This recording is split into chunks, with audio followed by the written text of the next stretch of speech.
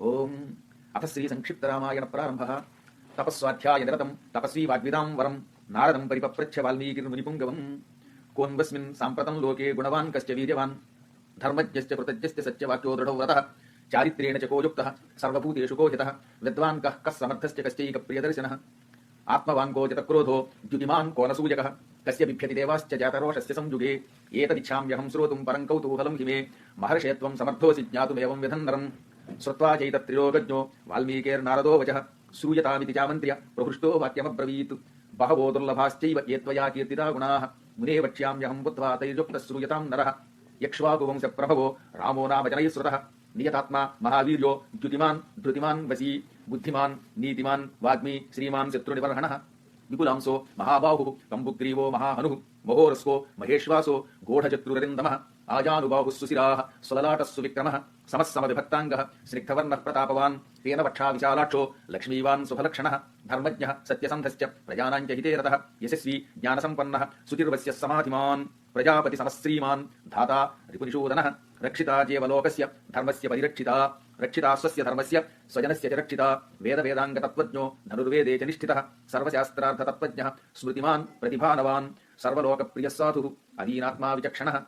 सर्वदाभिगतः सद्भिः समुद्रैव सिन्धुभिः आर्यः सर्वसमश्चैव सदैकप्रियदर्शनः स च सर्वगुणोपेतः कौसल्यानन्दवर्धनः समुद्रैव गाम्भीर्ये धैर्येण हिमवानिव विष्णुना सदृशो वीर्ये सोमवत्प्रियदर्शनः कालाग्निसदृशः क्रोधे क्षमया पृथिवी समः धनदेन समस्त्यागे सत्ये धर्मयवापरः तमेवं गुणसम्पन्नं रामं सत्यपराक्रमं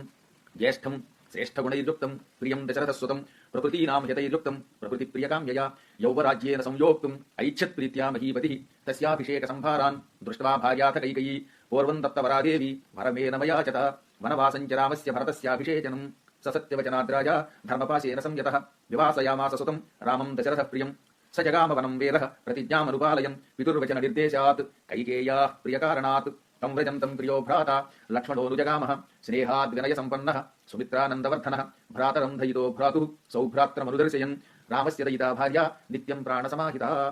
जनकस्य कुले जाता देवमायेव निर्मिता सर्वलक्षणसम्पन्ना नारीणामुत्तमावधूः सीताप्यनुगता रामं शिशिनं रोहिणी यथा पौरैरनुगतो दोरं पित्रा दशरथेन च शृङ्गिबेरपुरे सोतं गङ्गाकूले व्यसर्जयत् गुहमासाद्य धर्मात्मा निषादाधिपतिं प्रियं गुहेन सहितो रामो लक्ष्मणेन च सीतया देवनेन वनं गत्वा नदीस्त्यक्त्वा बहूदकाः चित्रकूटमनुप्राप्य भरद्वाजस्य शासनात् रम्यमावसतं कृत्वा रममाणावनेत्रयः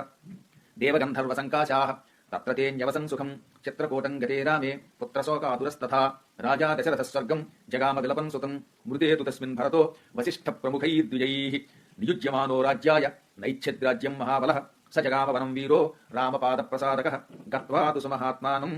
रामं सत्यपराक्रमम्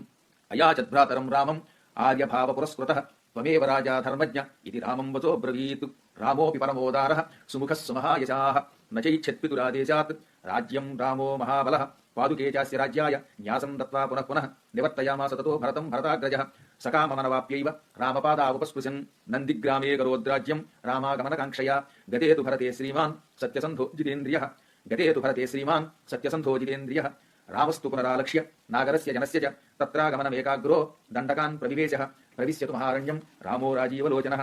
विराधं राक्षसं हत्वा शरभङ्गं ददर्शः सुतीक्ष्णं चाप्यगस्त्यं च अगस्त्यभ्रातरं तथा अगस्त्यवचनाच्चैव जग्राहेन्द्रं शरासनं खड्गं च परमप्रीतः तूणीचाक्षयसायकौ वसतस्तस्य रामस्य वने वनचरैः सह ऋषयोऽभ्यागमन् सर्वे वधायासुररक्षसां सतेषां प्रतिशुश्र्याव राक्षसानां तथा वने प्रतिज्ञातश्च रामेण वधः संयति रक्षसां ऋषीणामग्निकल्पानां दण्डकारण्यवासिनां तेन तत्रैव वसता जनस्थाननिवासिनी निरूपिता सोर्पणखा राक्षसी कामरूपिणी ततः सोर्पणखा वाक्यात् उज्जुक्तान् सर्वराक्षसान्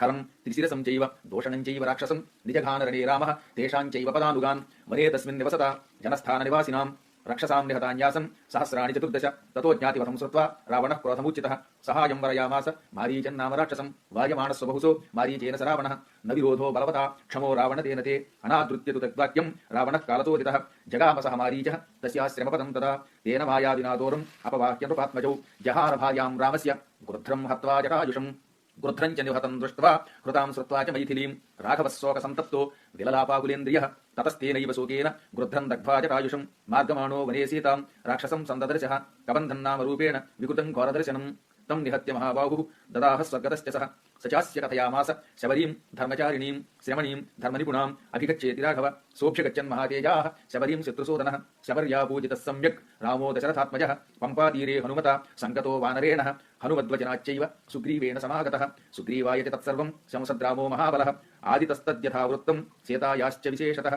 सुग्रीवस्यापि तत्सर्वं श्रुत्वा रामस्य वानरः चकार सख्यं रामेण प्रेतश्चैवाग्निसाक्षिकं ततो वानरराजेन वैरानुकथनं प्रति रामायावेदितं सर्वं प्रणयात् दुःखितेन च प्रतिज्ञातं च रामेण तदा वालिवधं प्रति वालिनश्च बलं तत्र कथयामास वानरः सुग्रीवस्यङ्कितश्चासीत् नित्यं वीर्येण राघवे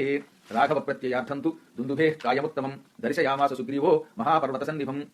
उत्स्मयित्वा महाबाहुः प्रेक्ष्य चास्थि महाबलः पादाङ्गुष्ठेन चिक्षेप सम्पूर्णं दशयोजनं बिभेद च पुनः सालान् सप्तैकेन महेषुणा गिरिं रसातलं चैव जनयन् प्रत्ययं तदा ततः प्रेतमनास्तेन विश्वस्तः स महाकपिः किष्किन्धां रामसहितो जगाम च गुहान्तरा ततो गर्जद्धरिवरः सुग्रीवो हेमपिङ्गलः तेन नादेन महता निर्जगाम हरीश्वरः अनुमान्य तदातारां सुग्रीवेण समागतः निजघान च तत्रैनं शिरेणैकेन राघवः ततः सुग्रीववचनात् हत्वा वालिनमाहवे सुग्रीवमेव तद्राज्ये राघवः प्रत्यपादयत् स च सर्वान् समानीय वानरान् वानरर्षभः दिशः प्रस्थापयामास दिदृक्षुर्जनकात्मजाम् ततो क्रुद्धस्य वचनात् सम्पातेर्हनुमान् बली शतयोजन विस्तीर्णं कुप्रुवे लवणार्णवं तत्र लङ्कां समासाद्य पुरीं रावणपालितां ददर्श सेतां ध्यायन्तीम् अशोकवनिकां गतां निवेदयित्वाभिज्ञानं प्रवृत्तिं च निवेद्य च समास्यास्य च वैदेहीं मर्दयामास तोरणं पञ्चशानाग्रगान् हत्वा सप्तमन्त्रिसुतानपी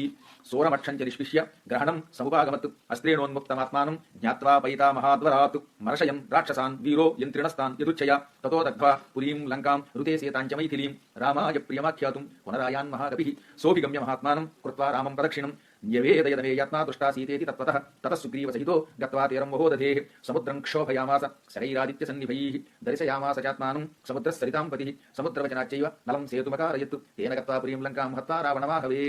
रामस्सीतामनुप्राप्य परां व्रीडामुपागमत् तामुवाच ततो रामः पुरुषं जनसंसदि अनुष्यमाणा सा सीता विवेशज्वलनं सती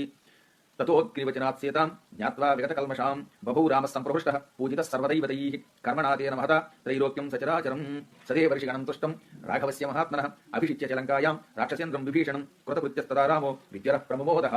देवताभ्यो वरं प्राप्य समुत्थाप्य च वानरान् अयोध्यां प्रस्थितो रामः पुष्पकेन सुहृद्वतः भरद्वाजाश्रमं गत्वा रामः सत्यपराक्रमः भरतस्यान्तिकं रामो हनूमन्तं व्यसर्जयत् पुनराख्यायिकां जल्पन् सुग्रीवसहितश्च सः पुष्पकं तत्समारुह्य नन्दिग्रामं ययौ तदा नन्दिग्रामे जटां धृत्वा भ्रातृभिः सहितो नखः रामस्येतामनुप्राप्य राज्यं पुनरवाप्तवान्